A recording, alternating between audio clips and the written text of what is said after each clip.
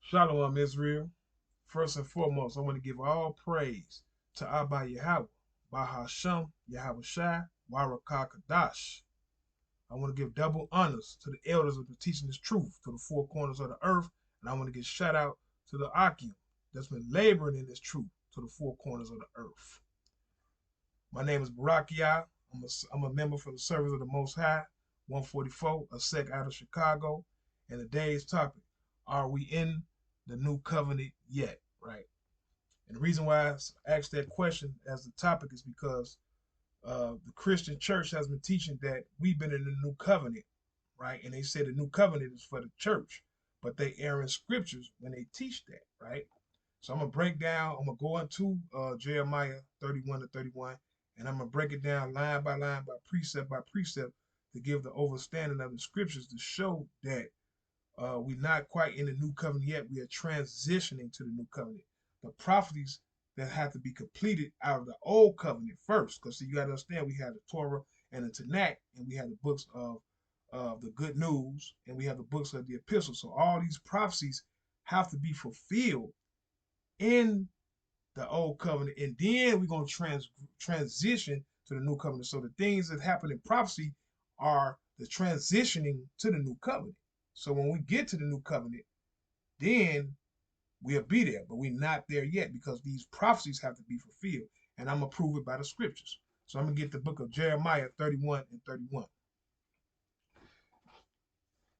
The book of Jeremiah 31 and 31 reads, Behold, the days come, said the Lord, that I will make a new covenant with the house of Israel and with the house of Judah. Verse 32, not according to the covenant that I made with their fathers in that day. I took them out by the hand to bring them out of the land of Egypt, which my covenant they break. Although I was a husband unto them, said the Lord. Verse 33, but this should be the covenant that I will make with the house of Israel after those days, said the Lord. And I will put my law in their inward parts and write in their hearts, and will be their God, and there should be my people. Verse 34, and they should teach no more every man his neighbor, every man his brother, saying, Know the Lord, for they shall all know me, from the least of them, said unto the greatest of them, said the Lord. For I forgive their iniquity, and I remember their sin no more. So I'm going to go back to 31. Basically, precept shows goes into precepts on precepts with 31, right? Showing that we're not in the new covenant yet, and what is the new covenant, right? So 31 reads, Behold, the days come, said the Lord, that I will make a new covenant with the house of Israel and with the house of Judah. Okay, the house of Israel is the northern kingdom, right? And the house of Judah is the southern kingdom, right? He said he's going to make his covenant with them, right? He said, Behold, the days come, the Lord, I will make a new covenant with the house of Israel and with the house of Judah. So he's dealing with the northern kingdom and he's dealing with the southern kingdom, right? So what's going to the prophecies of that's happening, right? Let's go to Genesis 49 and 10, right?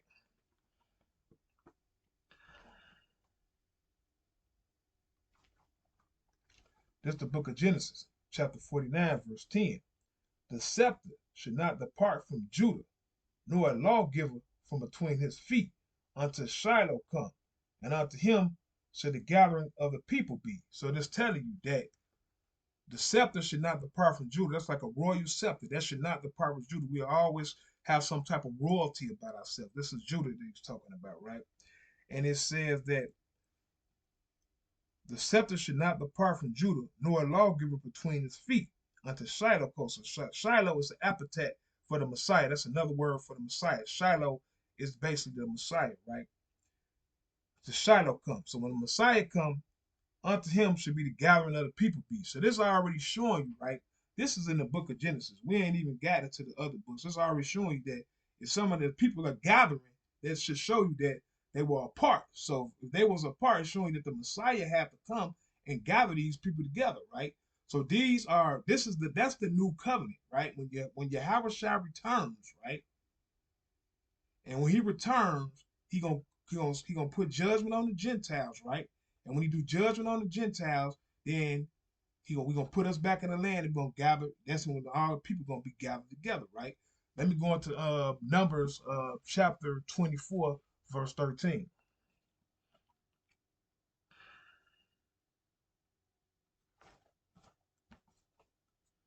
That's the book of Numbers, chapter 24, verse 13. Now, this is the story between Balaam and Balak. Balak was a Moabite, and he was afraid of the children of Israel since they was coming into power, and he seen that, so he wanted to send a curse. So this guy he's talking to, Balaam, is a soothsayer, right? And he's telling them the prophecy he's showing them the vision that the Most High let him see. Now, this is a future vision. It haven't happened yet, right? And I'm gonna read it. Once again, it's the book of Numbers. It reads 24:13. If Balak would give me his house full of silver and gold, I cannot go beyond the commandment of Yahweh to do either good or bad of my own mind, but what Yahweh said that I will speak, because he wanted to put a curse and he had to go through Yahweh, and Yahweh said these people cannot be cursed; they are blessed because they have to fulfill the prophecy of taking over the land of Canaan. Right, verse 14. And now, behold, I go unto my people. Come therefore, and I will advertise thee what this people should do to thou people in later days. So he let them know what the people gonna do to Balak people in the later days, a future prophecy, right? This is future, right? Never happened yet. He took up the parable. So like verse 15. He took up his parable and said, Balaam, the son of Beor, hath said, and the man whose eyes are open has said, verse 16, he has said, which heard the words of God and knew the knowledge of the Most High, which saw the vision of the Almighty, falling into a trance, but having his eyes open. So he fell into a trance with his eyes open. I should see him, but not now. I should behold him, but not nigh. There should come a star out of Jacob, a scepter should rise out of Israel, right? Talking about Judah, and should smite the corners of Moab and destroy all the children of Sheph, right? That's precept on precept. And Edom should be a possession, Seir also should be a possession for his enemies, and Israel should do vacantly. Verse 19, out of Jacob should come he that should have dominion. So he let you know that Jacob is going to have dominion. This is all part of the new covenant, right? Gathering the people, right? And should destroy him that remaineth of the city, right? Verse 20. And when he looked up Amalek, he took up his parable and said Amalek was the first of the nation, but his later end should be that he should perish forever, because Amalek is over there right now, right? So this is all future prophecies. Amalek is the small hats. So they over there right now, but they're gonna be destroyed forever, right? So let's go back to Jeremiah, right? 31. So that's breaking down that 31 for you. I went line up on line, precept on precept. Now we're about to go into 32. Go back. You got to read the Bible by the precept, line up on line, precept on precept, precept on precept. Here a little, there a little. That's how you read the Bible. But they're erring scriptures. They don't know the words. So let me go back. All right, let me get to this verse 32.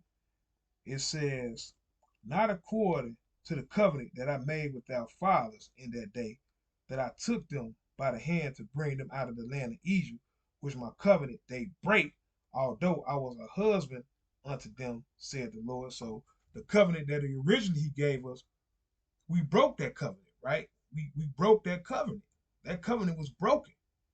The first covenant, the covenant that we in, is broken. That's why we transitioning out of it. That's why the prophecies uh came that have to be completed, right? So I'm gonna go into the book of Deuteronomy, chapter 31, verse 27, right?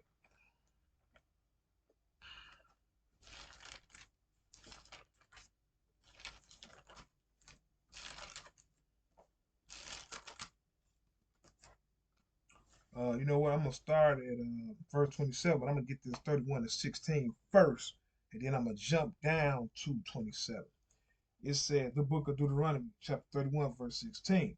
And the Lord said unto Moses, Behold, thou shalt sleep with thy fathers, and these people will rise up, go whoring after other gods of the strangers of the land, whether they go to be among them, and will forsake me and break my covenant, which I have made with them. So he letting you know, let's go back to Jeremiah 31, 32, when it says, now according to the covenant that I made with their fathers in that day, I took them by the hand to bring them out of the land of Egypt, which my covenant they break. So the Most High already given him the prophecy of Moshe, Masha, that the covenant that he's given them, they're going to break, right?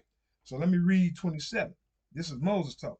For I know thy rebellion and thou stiff neck, behold, while I am yet alive with you this day, ye have been rebellious against Yahweh, and how much more after my death. So he let them know you've been rebellious right now while I'm alive. How much more you gonna be rebellious when I'm dead? Because he already leading them into the land of Israel under the power of the Most High, and they being rebellious and right in the sight of the eyes of the Most High. So when he died, how much more were they gonna be rebellious? Let's continue. Verse 28. Gather unto me all the elders of your tribes and your officers, that I may speak these words in their ears, and call heaven and earth to record against them. So he called heaven and earth to record against the children of Israel. Verse 29. For I know that after my death, ye utterly corrupt yourselves, and turn aside from turn aside from the way which I commanded you, and the evil will befall you in later days, because ye will do evil in the sight of Yahweh to provoke him to anger through the work of your hands. So we in the later days now. So when Moses was giving them the law, he let them know that you're going to have blessings if you keep the law. That's in Deuteronomy 28 and 15. And curses if you break the law, right? You start from Deuteronomy 28, 15. Those are blessings and the curses. From that point on, you keep on reading. And you already see Moses gave a prophecy that we was going to break the covenant, right? So the covenant is breaking, right? So right now, we have to go through the prophecies of the old covenant to get to the new covenant, because we broke it, and we went into captivity, went into bondage, went into a terrible time. That's why I said the evil gonna be following you on later days. That's why all the evil is happening to us now, because we broke the covenant. Our forefathers, our ancestors broke the covenant, right? So let me continue. Let me hit that verse 30. And Moses spake in the ears of all the congregation, Salakia. And Moses spake in the ears of all the congregation of Israel the words of this song until they were ended. So we broke that covenant, right? So since the Most High knew we was breaking that covenant, right, and then we was gonna be going to captivity, uh, it had to be a savior sent to save us from that condition, and all this in the law, right? I'm gonna go to Deuteronomy 18 and 18.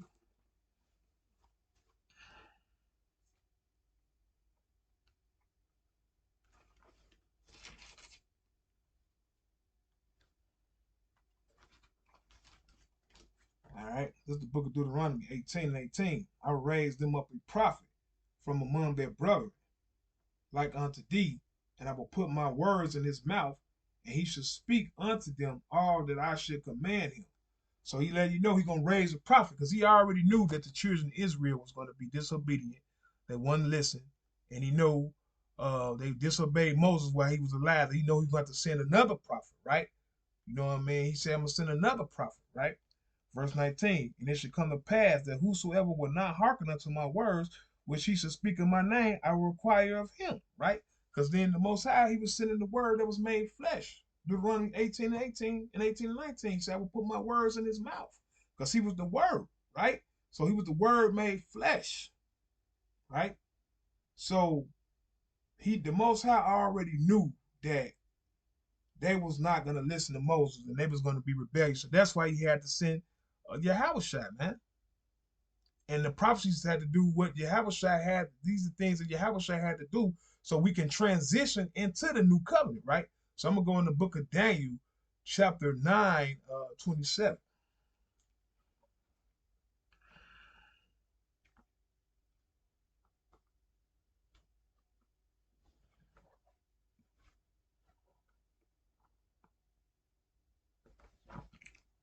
Okay, it says, this is the book of Daniel, chapter 9 and 27, right? And it says, he should confirm the covenant with many for 1 week. In the midst of the week, he should cause the sacrifice and the oblation to cease. From the overspreading of abomination, he should make it desolate, even unto the consummation, and that the term should be poured upon to be desolate. So this is talking about Yahweh shot down on the cross, right? Because that's how he ceased the let me go back. He ceased the overspreading of a domination. He caused the sacrifice to cease, right?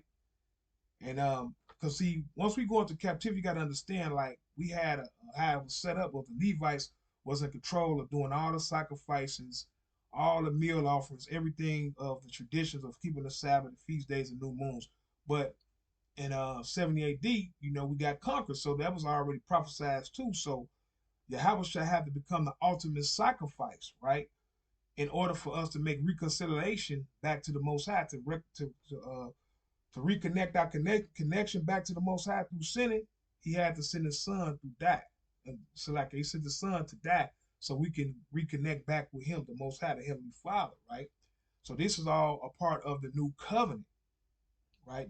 But we are transitioning into the new covenant, but we have to go through the prophecies of the old covenant to get to the new covenant. That's what I'm bringing. So I'm gonna get to the book of Matthew, chapter 5, verse 17, real quick.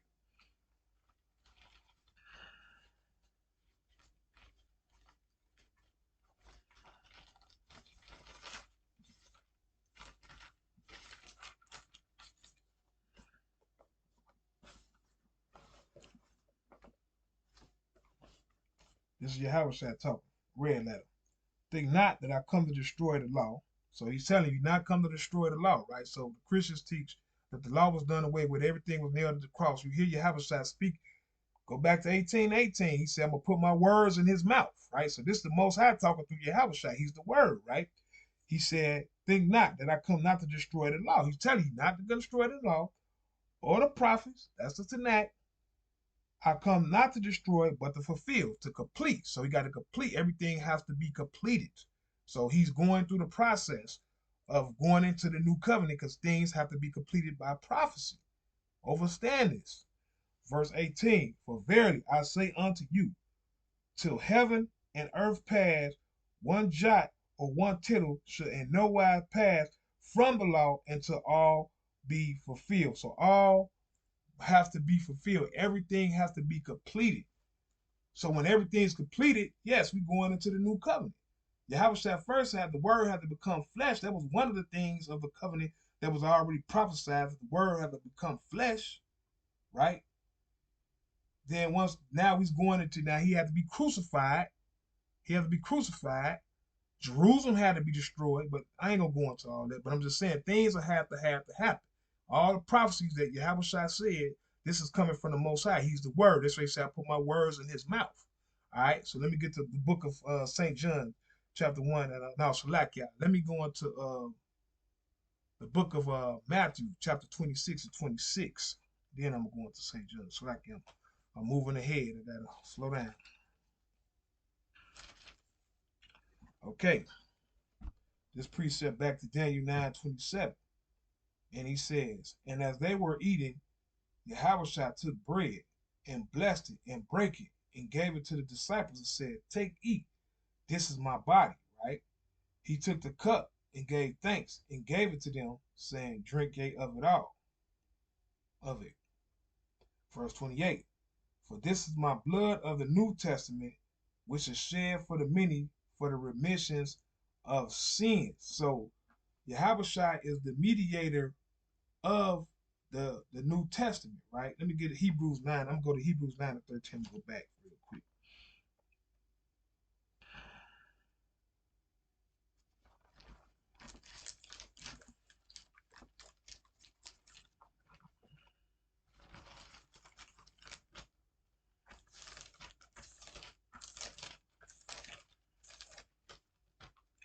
This is the book of Hebrews, chapter 9, verse 13.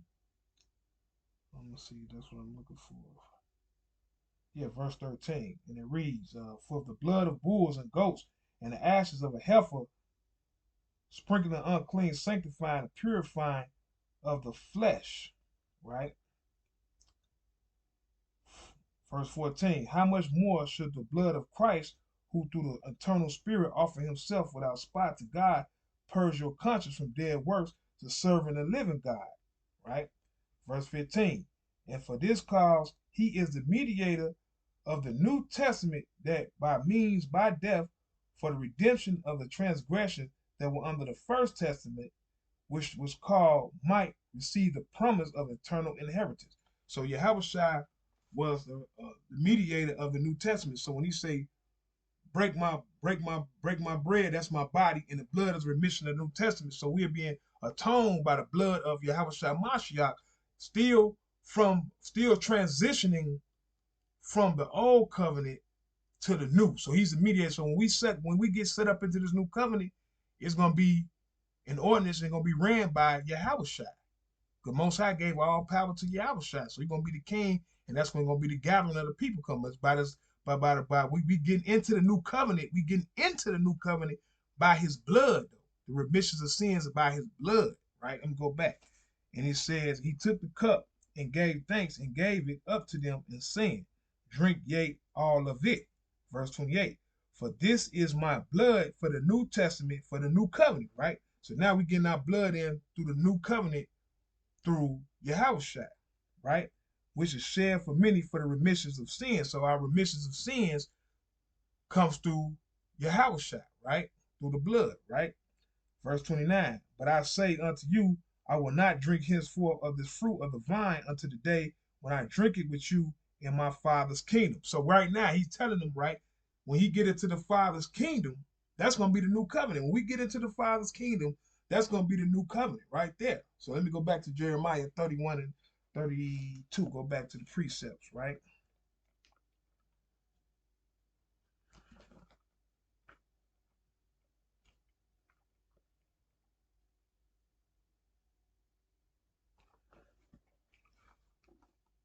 So he says, 32. Not according to the covenant that I made with their fathers, in that day I took them and bring them out. Shalakia. I took them by the hand to bring them out of the land of Egypt, which my covenant they break, although I was a husband unto them, said the Lord. Verse 33. But this should be the covenant that I will make with the house of Israel. Once again, after those, said the Lord, I will put my law in their inward parts and write in their hearts, and will be their God, and they should be my people, right? So he gonna put the law in our inward parts, right? He gonna put that law, and this new covenant is through Yahushua, right? Verse 33. But this should be the covenant that I will make with the house of Israel, right? After those days, said Yahweh, I will put my law in their inward parts and write in their hearts, and I will be their Elohim and be their Salakia, and they should be my people. So we're gonna be his people, right? So the law in our hearts is Yahweh. That's the word. The word gonna be in our hearts, right? Because Yahweh rests in our hearts. So that he gonna be in our heart, right? So the law is gonna rest in our hearts, right? Let me get verse 34. And they should teach no more every man his neighbor, every man his brother, saying, know the Lord, for they shall all know me, from the least of them unto the greatest of them, said Yahweh, for I will forgive them of their iniquity, and I remember their sin no more. So with the remissions of sins through Yahweh, right? We're not going to even mention our sins to us no more. All the ordinances and all the curses that was placed against us is all going to be wiped away through the remissions of sins and believing through Yahweh, right? That's for believing Israelites from the house of Israel, the northern kingdom, and Judah. The 2/3 are going to be wiped out. They didn't believe, they didn't hearken, because he said it's going to be required of thee if you didn't hearken, right? So then let me go into John now 1 through 17, right? I never got that. So all right, me and John, St. John chapter 1, verse 17. For the law was given by Moses, but grace and truth by Yahweh Mashiach, right? Who the world even calls Jesus Christ. So right now we living in a grace period, right? We living under grace. through Yahushua Mashiach, right? So the thing is that we keep the law to our best ability, but we still falling short, right? But the mediator between us and the Most High is Yahushua. So Yahushua is giving us grace. He's giving us a grace period to get things back right, right? We gotta get things back in order. We got to get everything right, but right. So right now I'm going to Judges chapter 5, verse 11, real quick.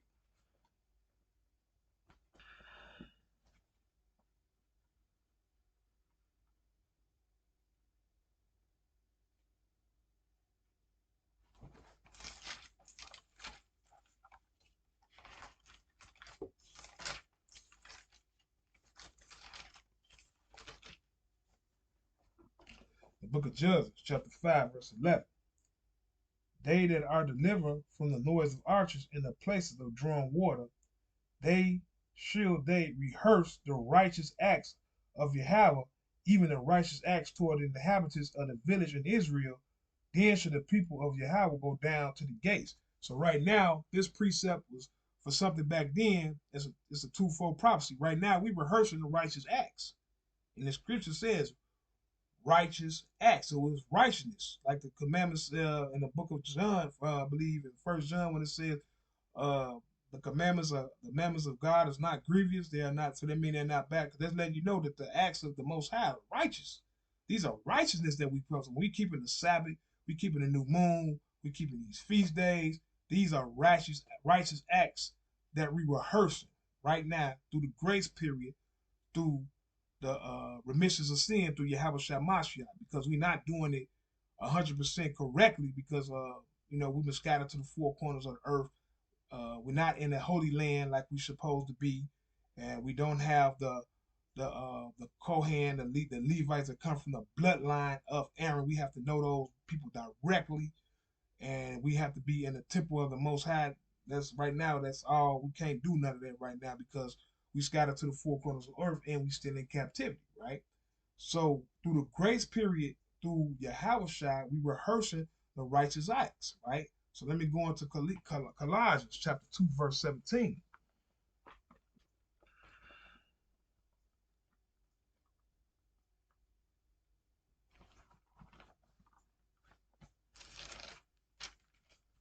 This is the book of Colossians, chapter 2, verse 17. So like I'm gonna go up to 16, then I'm gonna jump down to 17 so it makes sense. Let no man therefore judge you in meat or in drink, or in respect of a holy day, or of the new moon, or the Sabbath day, right? Don't let no man judge you, right? Because Yahushua is our judge now, so we can't go around judging people and stoning people back in ancient days like we used to. That's why he said, don't let no man judge you, right? Because in ancient days, you got to understand the judgment. The judgment wasn't just me telling you you're wrong for not keeping. The judgment was, hey, bro, you ain't keeping these days. Let's drag these brothers, take up to the elders and stone them, right? Verse 17, which are a shadow of things to come by the body of Mashiach. So he letting you know that these things are gonna come. So when Yahushua come, we're gonna keep these days in perfect in righteousness, and we're gonna do everything perfect, like we did of days of old, right? Like when it says, remember the days of, we're gonna do everything like the days of old. It says it's a foreshadow for things to come, right? It's a foreshadow for things to come. So it's still gonna come. So Christians got to get that wiped out of their mind. Oh, you ain't supposed to keep the Sabbath day. You ain't supposed to do this. You ain't got to do all this. He says foreshadow for things to come. So he letting you know that the Most High didn't wipe this away. This ain't a part of the new covenant to wipe away the Sabbath day and to wipe away the feast day and to wipe away all the holy days. That's not a part. That's not what the new covenant is about. The new covenant about is Yahushua returning, and we coming back into glory with the 12 tribes, and we ruling and having dominion in the kingdom. That's the new covenant, and we gonna be under the order, under the power of Yahushua. He gonna be our king. The Most High gonna give him the king. It's gonna be the Father kingdom with his son ruling with a true king of heart, right? So that's the new covenant. New covenant is not us doing away with the feast days, and this is the culture of the heritage of Israel. This is not going to be done away with. That's why he said for shadow for things to come, right? So let me continue, right? So let me go into The book of Hebrews, chapter 8, right? Let's see what Paul said about it.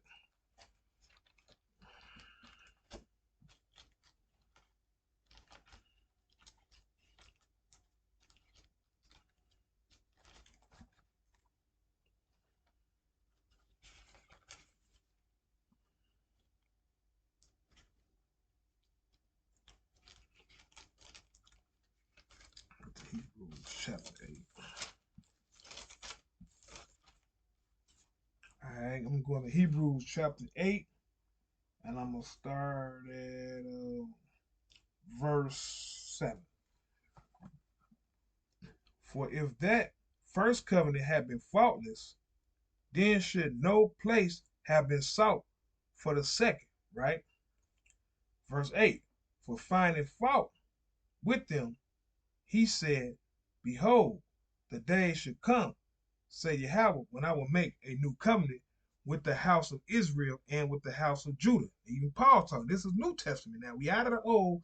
Now we in the New Testament. He's still saying the same thing. He basically repeating the precepts of Jeremiah 31 and 31, saying the house of Israel, the northern kingdom, which is Ephraim, and with the house of Judah, the southern kingdom, right? Let me continue. Verse 9.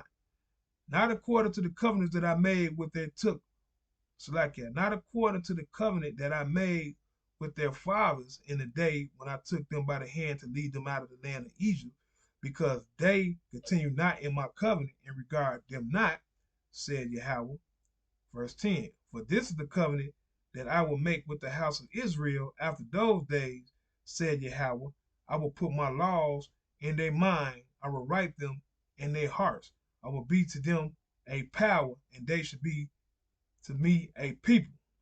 Verse 11. And they should teach every man his neighbor, Salakia, and they should not teach every man his neighbor, every man his brother, saying, know the Lord, for all should know me, for the least to the greatest. So that should show you that we shouldn't even have to teach no more, right? We're not going to even have to teach anymore, because when Yahweh shall return, this thing is going to be known internationally to the whole world. Everybody, every eye and every nation going to see Yahweh Shai when he come back. When he come back with the chariots, everybody going to see him, right? So we ain't going to have to teach no more, because now at this point, when we getting being up out of here and being saved, right? Then, everybody going to be wondering what's up, what's happening. They're going to be seeing us, the children of Israel, the so-called black man, the so-called Native American, the so-called Latinos getting beamed up, right?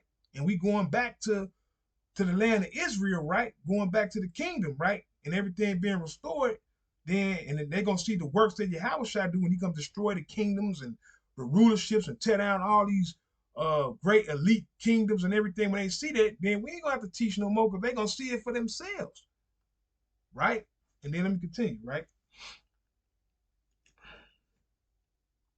And then so I'm gonna go back to 11. And they should not teach every man his neighbor, every man his brother, saying, know Yahweh, for all should know me, from the least to the greatest. So he's saying the least to the greatest. So the very small, poor man to the great elite man. Everybody gonna know him, right? Verse 12. For I will be merciful to their unrighteousness, and their sins and their iniquities what I remember no more. So our sins gonna be wiped away, right? Through the remissions of sin, through the mediator, Yahweh Mashiach. He will remember all the ordinances and the curses that was placed against us, and everything that was recorded in heaven and earth against us. He's not going to remember that anymore, because Yahweh going to wipe away our sins through the Most High. He's going to be wiped away. We're going to be in a new covenant, right? Verse 13.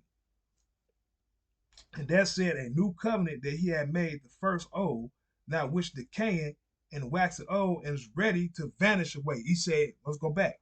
Verse 13. He said, in that he said, a new covenant he made the first old. He made the new covenant. He made the first old, now which decayed. So he's saying the old covenant is decaying. So that means it's getting old.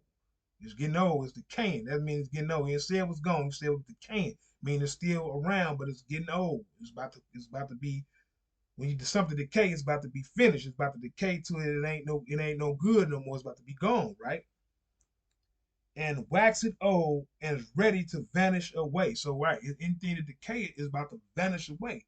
So he said, the key word is ready to vanish away.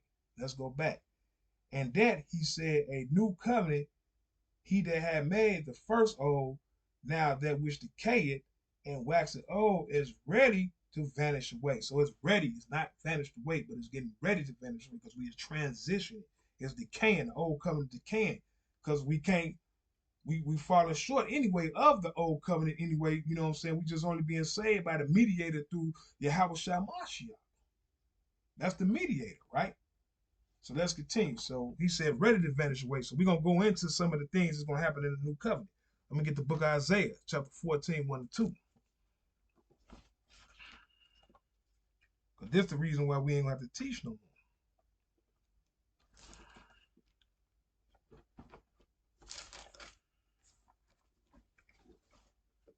For Yahweh will have mercy on Jacob and will yet choose Israel and set them in their own land. And the strangers should be joined with them, and they should cleave to the house of Jacob. So the strangers, the Gentiles that believe in what we're saying, they should cleave unto us, right? Because we're gonna be in Israel, right? They're gonna be running to us now because now they seeing that Yahweh trying to save us, being us out of there. He destroyed all our enemies. Now we're gonna be in the house of Israel. We're gonna be living in peace. So the Gentiles gonna run to us now. Those are the believing Gentiles, though, right? The other Gentiles are gonna be destroyed, right? Verse 2. And the people should take them and bring them to their place, right? And the house of Israel should possess them in the land of Yahweh for servants and handmaids, and they should take them captives, who captives they were, and they should rule over their oppressors. Now, this is a future prophecy. A lot of Gentiles have a problem with this. When I go to camp and I bring these scriptures out, they have a problem with this. They can't digest that. They can't. The pride of Edom is just be so hard on them, they cannot digest this. They be like, why I have to be this way? Because the Most High is a power of justice. You know, you ruled over us and treated the children of Israel like crap for all the years. We accepted it. Right now it's your turn. Now you don't want to accept it. You like, oh, this can't be way. It has to be another way. You ready to throw away all the scripture in the Bible, or just a play like this doesn't exist. You have to deal with that scripture.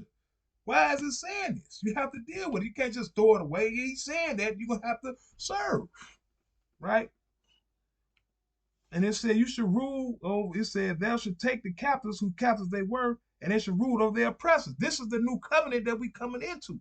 This is the gospel was being preached to the four corners of the earth by the brothers. This is what's going to happen. We're going to have. This is the new covenant for Israel coming back into power. That's the new covenant right there. Verse 3. And it should come to pass in that day that Yahweh should give them rest from their sorrow and from the fear from their hard bondage wherein that was made to serve. So we're gonna get rest from all the things that we're going through. You know what I'm saying? These cop killings, being in prison, sex trafficking, human trafficking, psychological warfare, germ warfare, all the things they've been doing to us. We're gonna get rest from that. We done with all that. You know, killing us, just the lies, degrading us as a people, mistreating us, all that. We're going to have all the rest from that. It's time, all that's over with now. That's the new covenant for us. That's the patience of the saints. That's why we waiting. We laboring in this truth through this grace period. That's the patience for the saints. And after this, we're going to be saved out of this thing. And if anybody got a problem with it, that's too bad. That's the new covenant. That's the true new covenant right there. And let me go to Isaiah 66 and 23.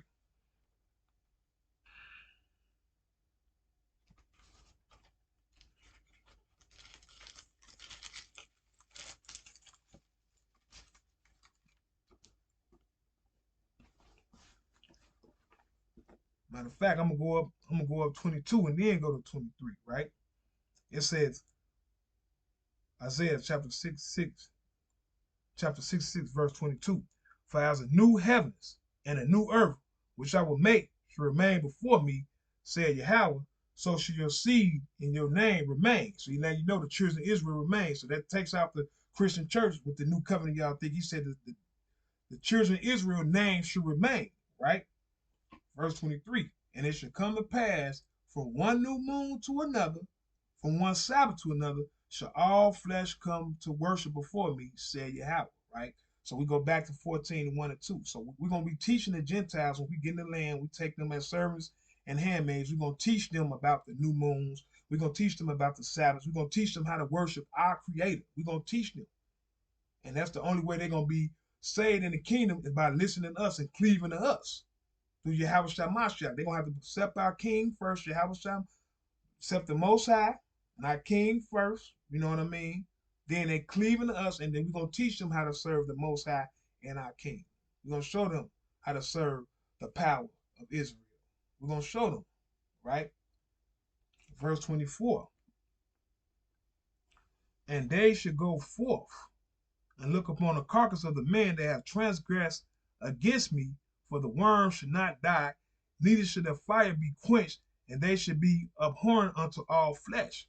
So that's the destruction that Yahweh Shah gonna cause. This is all precept on precept. See, we already read in Numbers 24 how he's gonna destroy everybody out of the city who's all ruling, all these elites and all these people that's in rulership, right? They're gonna be destroyed. So it's showing you that, and they should go forth and look upon the carcass of a dead body of the men that have transgressed against me, transgressed against the Most High for, disrespecting the law and then mistreating the children of Israel, putting them in captivity for all these years and doing them like that, right? For the worm should not die. So the worm's just gonna be killing and eating. So it's gonna be so much flesh. The worm shouldn't die. Gonna be eating so many flesh, it won't even die. Neither should their fire be quenched. They should all be abhorrent unto all flesh. So, it's gonna be a wrap. You know what I'm saying? It's gonna be a wrap. That is the new covenant right there. That's the new covenant right there. You know what I'm saying? The redemption of Israel being delivered from their enemies, the returning of Yahweh Shai, the gathering of the people. That is the new covenant. None of these things haven't happened yet. Right? Matter of fact, let me go to the numbers, I believe. Salakia. Revelation 20. One thing I believe, Revelation 20. Yeah, there you go. And I saw, Salakia. Revelation chapter 20, verse 4. And it says, and I saw the thrones, and they sat upon them, and judgment was given unto them. And I saw the souls of them that were beheaded for the witness of Yahushua and for the word of Elohim, which had not worshipped the beast, neither have received his image, neither have received his mark upon their foreheads or in their hands, and they live and reign with Mashiach 1,000 years.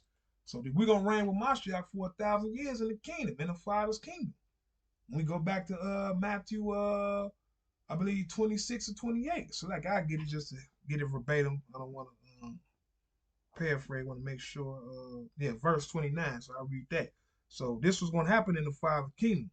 But I say unto you, I will not drink henceforth the fruit of that vine unto this day when I drink it new with you in my Father's kingdom. So we go back to Revelation chapter 20, verse 4. We're going to reign with Mashiach 1,000 years in the Father's kingdom. And Yahushua going to be drinking wine. That's what Yahushua is waiting to drink wine with us.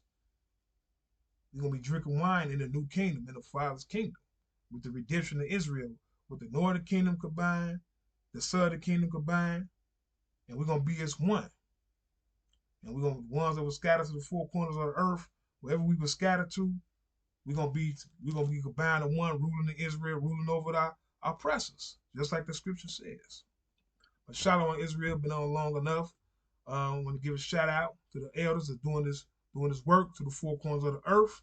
Shout out to the brothers laboring this trip. So like laboring in this truth to the four corners of the earth. And I'm going to close out. Abba Yahweh. All praises to Abba Yahweh. Bahashem Yahweh Shai. Barakah Kadash. Kwam Yashala. My name is Barak. I'm from a sect from the Servants of the Most High 144 in Chicago. Check us out. Subscribe to us on YouTube. Servants of the Most High 144. Shalom, Israel. I'm out. Kwam Yashala.